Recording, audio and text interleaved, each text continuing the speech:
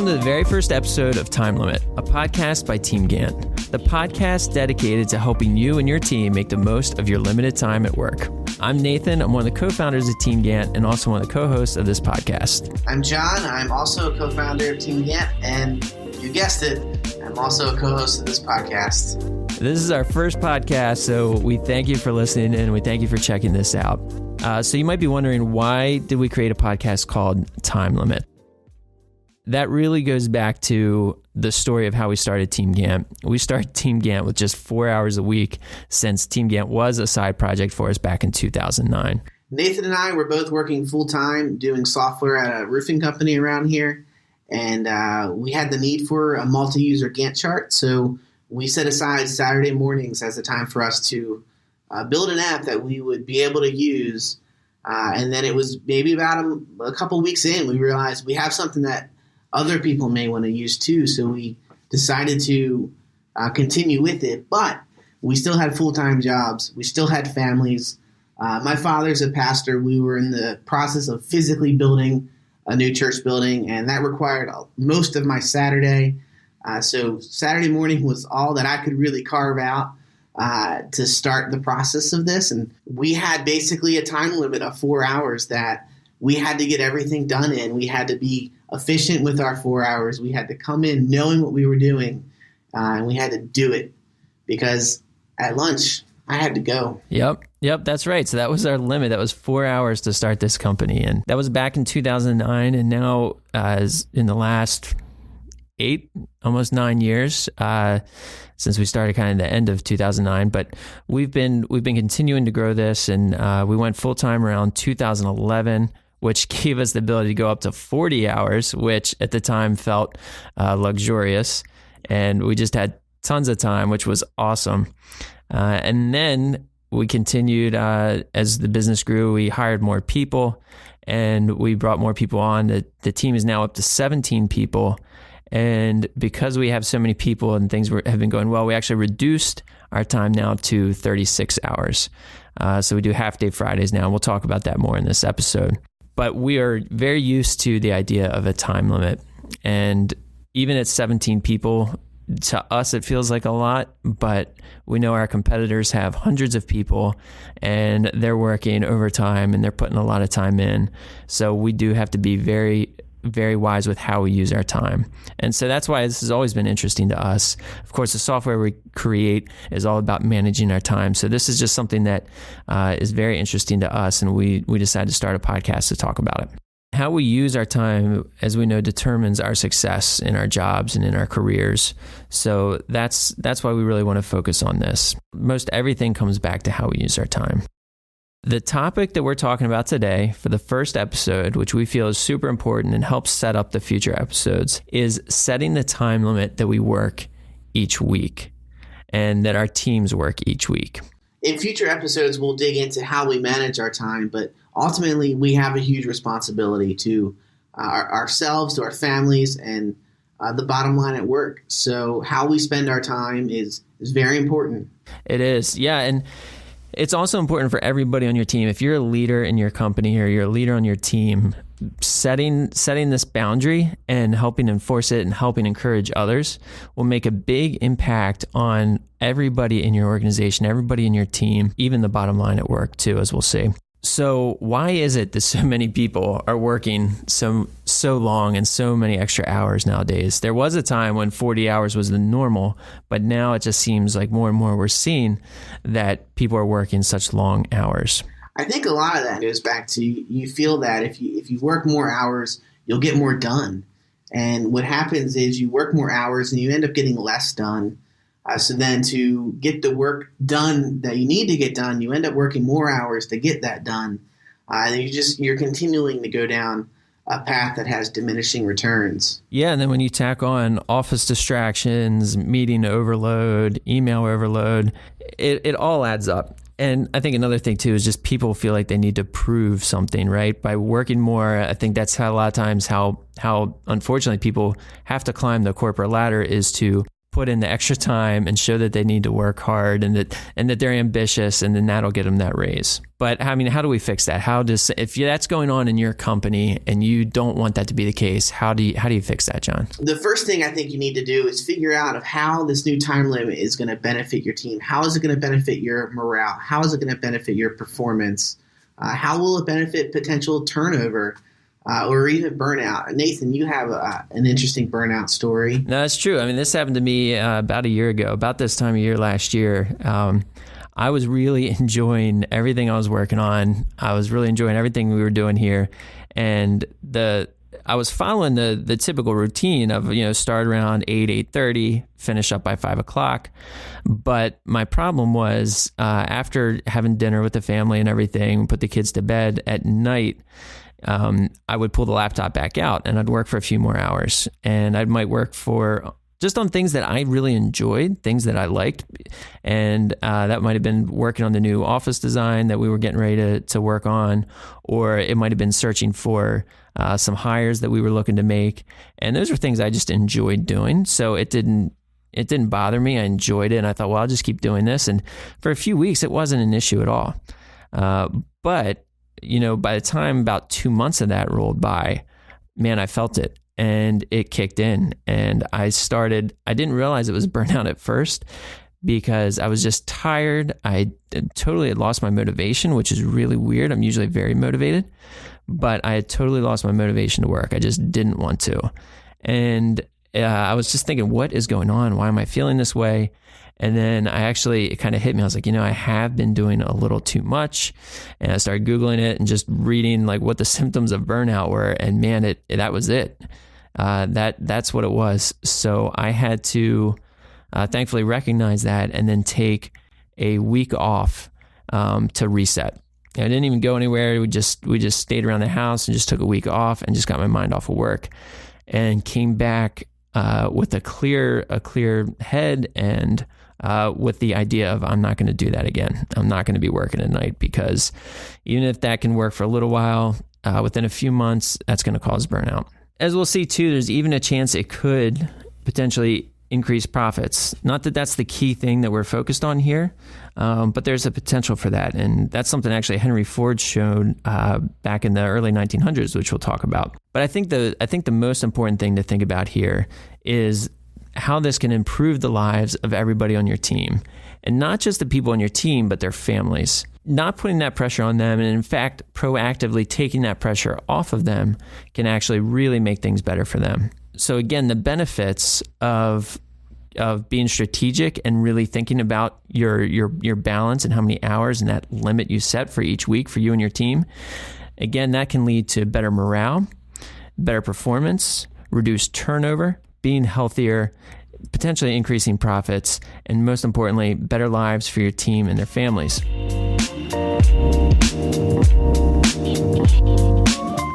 All right, so today we're also going to bring on Tyson here from TeamGantt, who is going to give us his perspective. He has worked before in companies where he's worked long hours, and he's also worked here with the 36-hour work week, and we just want to get his perspective on it. So Tyson, thanks for jumping on today, man. Glad to be here. Thanks for having me. Yeah. Can you give me just a little intro on yourself, where you're from and your background? Absolutely. Well, my full name is actually Tyson Julius Nero. Some people call me TJ. So I'm originally from Cranston, Rhode Island, but I was raised in South Florida. And over the past 3 years, I moved here with my wife and kids to Charlotte. So that's where we currently reside. Been a software engineer since I was 19 years old. I'm 35 now, so you can do the math, about 16 years. Originally, I was more of a developer designer. Probably in 06 or 08, I really transitioned into a programmer, what I call a software engineer, where I moved from a lot of the front end design work to the back end. So since then, I've just been mixing it up, front end, back end. I've worked for small and large companies, enterprise level companies like movietickets.com and LendingTree, various startups. I've worked for traditional software companies where we didn't have like a public facing application or website, but we were actually writing installable software that was distributed to clients. Cool. So development wise, that's kind of it. Yeah, that's awesome, man. And before we jump into the meat of this, I hear you have a Chuck Norris joke ready for us. Absolutely. Well, I like to do things in threes. So I have three Chuck Norris jokes, or you can even consider them facts. So this one's a classic. Chuck Norris can kill two stones with one bird. And then Chuck Norris doesn't need Twitter because he's always following you. And then finally, this is the programmer in me. When Chuck Norris throws exceptions, it's across the room. Boom. There you go. That's it. Awesome. All right. Well, that was the important stuff. Now we'll jump into talking about the work-life balance and overworking and your experience with it. So maybe can you just tell us a little bit about, previously, how have you been through working, 50-hour weeks, 60-hour weeks? What's your background? Have you seen that before? Absolutely. In fact, the last two companies I worked for, it was just the norm and expected. So, funny story is when probably my first couple of weeks when I came onto TeamGantt, I was actually putting in time extra at nights and sometimes over the weekend, probably those first couple of weeks. And I remember John, our dev manager, I think he called me out a couple of times and said, "Hey, it's late on a Friday night. Why are you still working?" Well, it was just something that I was used to, and it was the norm for me. And even though you guys were up front and said, we have that 36 to 39-hour work week, I was so used to it. In fact, coming onto TeamGantt, there was probably a couple months beforehand where I was leading a project that I was working 50 plus hours for about 2 months straight. Wow. Yeah. And what was that like? Like, how did you feel doing that? Did you ever hit burnout? Did you feel like your productivity was increased? Like, do you think what do you think the difference was between that and the working like 40 hours? Sure. I mean, you get a productivity boost probably the first couple of weeks, right? Mm-hmm. And then when these 50-hour weeks or 40-plus-hour weeks start taking a toll on you, whether it's impeding on your personal life or your family life, or various things like that, or you're just burned out because you get a call from your dev manager Friday night at 12 that something needs to be fixed and you lost sleep. It really, overall, it starts taking its toll, and that's where it starts having an impact on your productivity. Yeah, no, absolutely. So from my own personal experience, it ends up being a drop off, right? Yep. No, that makes sense. And why do you think that everyone was working those extra hours? What was causing that? Right. So I think there's a few factors. One is expectations were generally being made by higher ups, right? So for instance, a developer or development team was expected to do something or was on the hook for something that they didn't really sign on for, right? There was these expectations that were just out there. Another thing is, and I'm comparing with TeamGantt, for instance, Mm-hmm. right? Maybe working for a bigger corporation who has investors and other higher ups.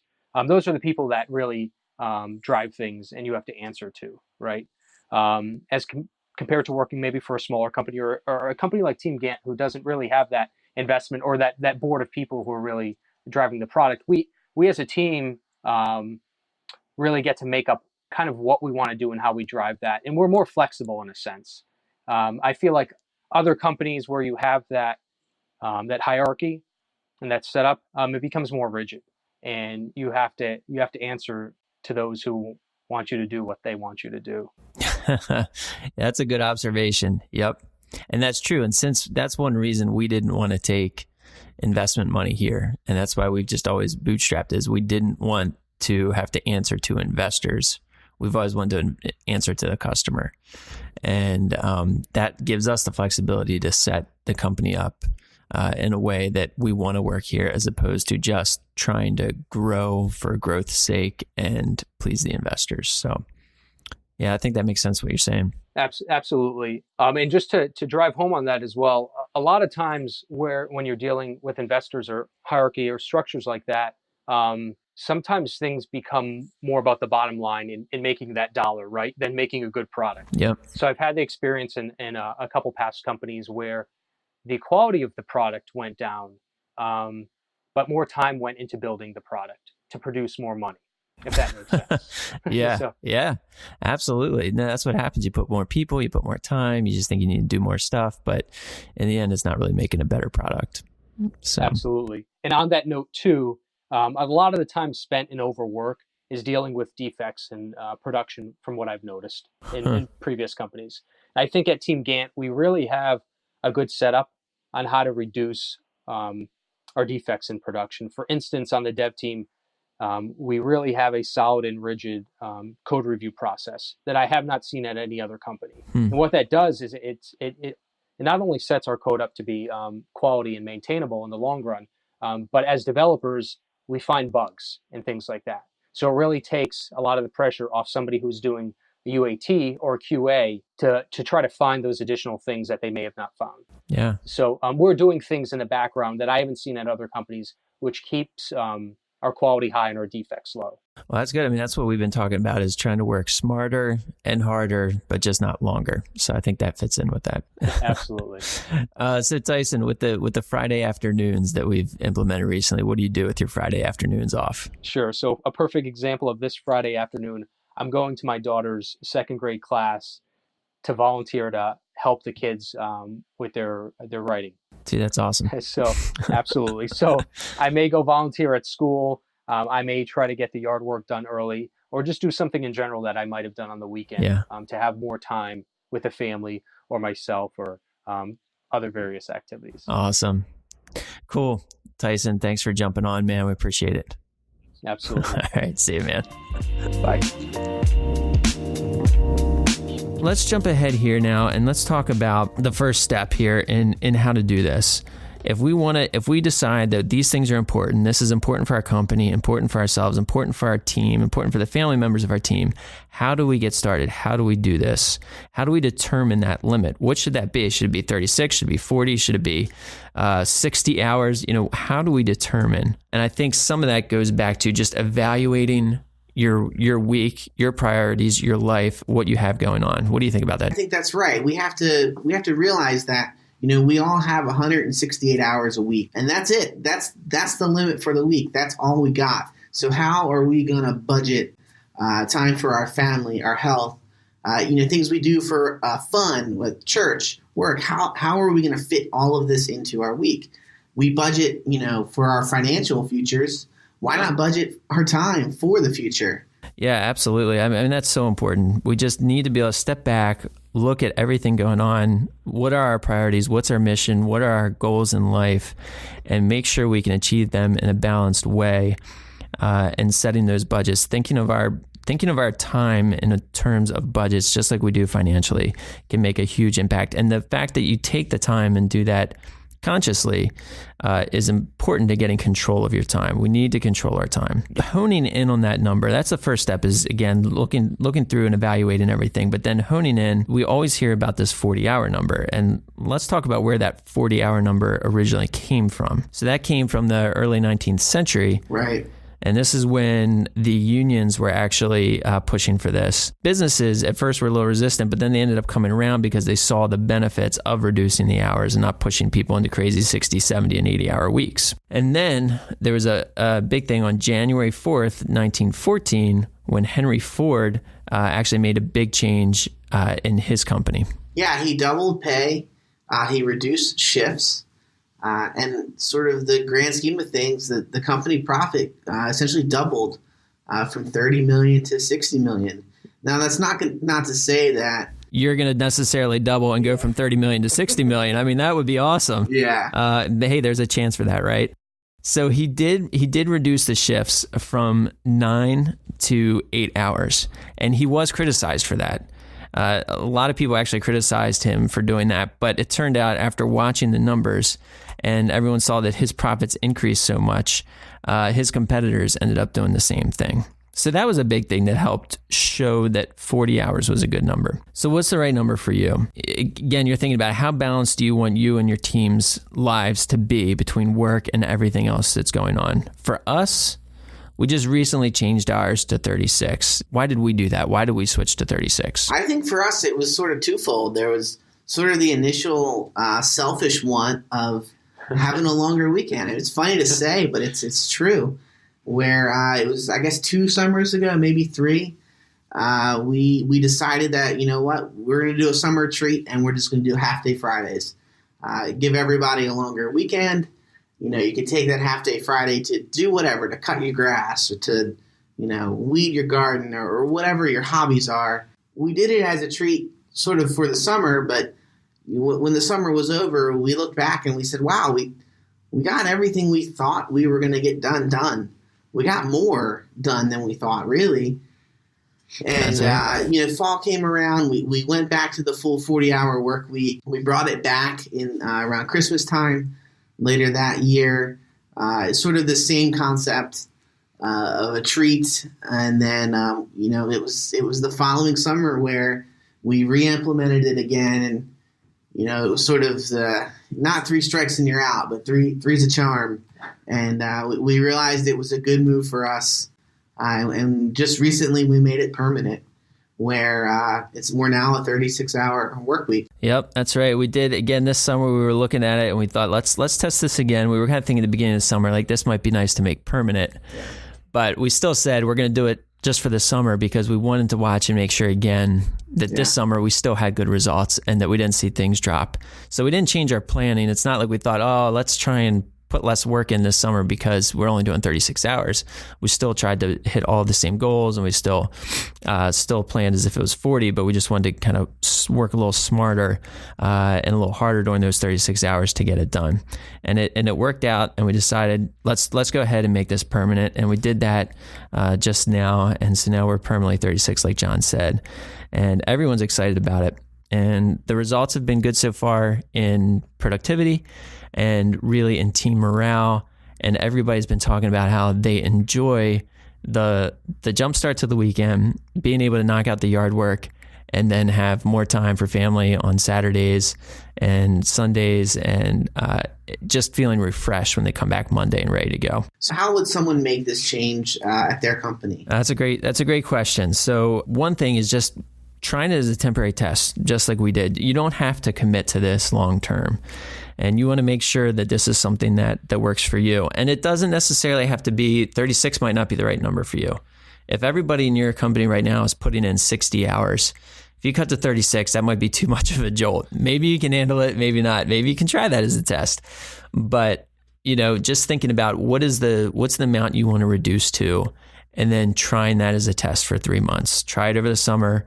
If you want to try it now for a couple months and just say, we're going to do this as a little pilot for the next 3 months and see how it goes. Right. And I think an important piece is don't change the goals.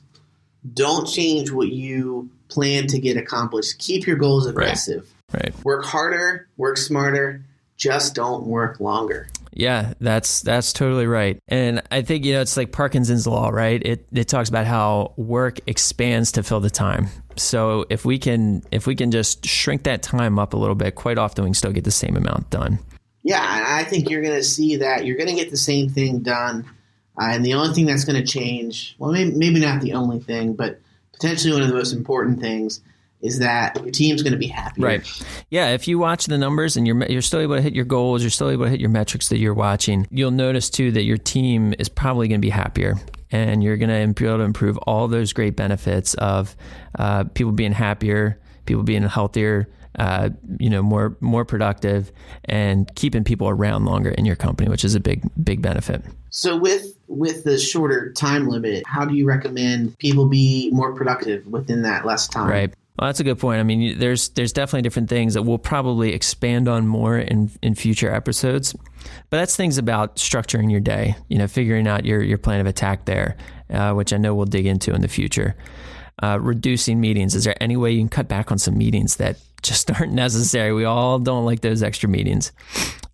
Maybe think about introducing some remote working. If you're not doing that now, maybe giving people a day or two at home to potentially avoid all the distractions in the office. I know for us, that's one reason that we're able to get a lot done with a small team, is the fact that we can get that focus time in. And the other is encouraging people to work hard and smart so that they can continue to keep that benefit. If it's being done as a pilot, let's just encourage the team and say, hey, let's do this. Let's work hard. let's work smart, but let's see if we can do this in the same amount of time. Yeah, and if you're a team that's in a bigger company, run a pilot program. Pick one of the teams within your company and see how they do. So you're limiting your risk. And then, when it's all said and done, take the benefits, take the results of that and show it to your leadership. Yeah, absolutely. Run a pilot and test it and see how it goes. And you can be an example for the rest of the company. So if you're in a team and maybe you're not the leadership on the team, maybe you don't have the ability to make that change yourself, don't feel trapped. There's things that can be done and you might have more control over your situation than you think. So one of the first things you could do is potentially talk to your manager or your team lead and bring this idea by them, show them the benefits, show them some of the things we talked about in this episode, and hopefully they'll see that and maybe they'll take the steps and maybe they'll be willing to run a test and ask them, hey, can we test this out for a little while? And really, it all starts with leadership. If you're the leader, you need to set the example. You need to show that, hey, I'm committed to this work time. When it's time to go, early on Friday, let everyone know you're leaving. Hold everyone to the same standard that you're holding yourself to. And I think you'll see in the end, you'll come back on Monday more refreshed. And when you look back, over a quarter, you'll realize that you still hit the same goals that you were intending originally. Yeah, and it is that people will follow you as the leader. So if you're working the long hours, they're going to work the long hours. If you can cut back and do that visibly, people and encourage them, then there's going to be a good chance of them doing it as well. We hope this has been helpful to you. This is the first episode here. This is the one where we're kicking things off, and we hope you liked it. And we want to hear what you thought. Please send us your feedback. We're setting up an email. It's going to be timelimit@teamgantt.com. So that's timelimit@teamgantt, and Gantt does have 2 T's at the end. So send that in, and we're going to read it. We'll get back to you. Let us know, too, what questions you have. What would you like us to talk about? Things that maybe relate to our backgrounds in business or in project management, because we'd be happy to hear from you. And then also reviews. If you enjoyed this, if this is something that you want to hear more of, leave a review on iTunes. We'd love to see that, and that's going to help more people find us. We're going to do 3 episodes here, and depending on the feedback we get, if this is something that people like, we'll keep doing more. Let us know what you think, and hopefully tune in for the next episode. We hope you make the most of your limited time this week. Thanks again. Have a great week.